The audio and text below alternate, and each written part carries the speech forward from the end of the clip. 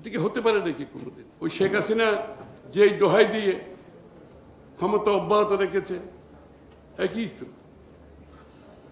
এখানে তো কোনো ব্যবধান আমরা দেখতে, তাহলে আমরা এখনো এই সরকারকে সমর্থন করছি, কারণ আমাদের সকলের সমর্থনে কিন্তু এই সরকারটা বসেছে। আমি বলছি তো, সমস্ত ছাত্র জনতা, সমস্ত রাজনৈতিক দল, সেনাবাহিনী, আমরা সবাই স্বাগত জানিয়ে এটাকে বলেছি। এবং আজকে যদি আপনি চিন্তা করেন, যারা সেদিন এই সরকারকে বসিয়েছে তাদের কতজন এখানে এখন ওই স্পিরিটের মধ্যে আছে, ঐক্যের মধ্যে আছে? কেন থাকবে না? না থাকলে এটার জন্য কাকে দোষারোপ করবেন আপনি?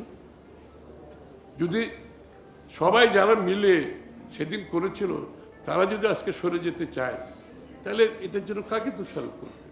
সেই ঐক্য কারা ভাঙছে? তারা কি গণতন্ত্রের বিপক্ষের শক্তি? তারা কি নির্বাচনকে ভয় পায়? নির্বাচন করতে ভয় পাওয়ার তো কিছু নাই।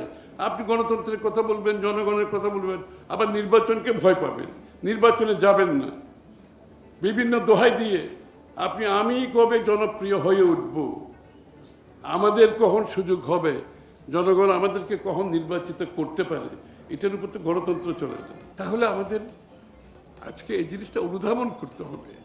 আমরা যে ঐক্যের কথা বলতে থাকি, ঐক্যের জন্য তো আপনাকে সেই ঐক্যের মন মানসিকতা থাকতে হবে, আপনাকে গণতান্ত্রিক মন মানসিকতা থাকতে হবে।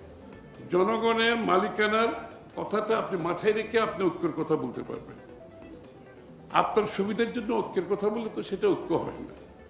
আপনি একদিকে আপনার সব কৃতিত্ব নিয়ে যাবেন, যেখানে সবাইকে অস্বীকার করে, আবার বলছেন ঐক্যের কথা। আপনি গণতন্ত্রের পথে হাঁটতে চাইবেন না, আপনি জনগণের নির্বাচিত সরকার চাইবেন না, আপনি জনগণের মালিকানা ফিরিয়ে দিতে চাইবেন না, তারপরে বলো ঐক্যের কথা।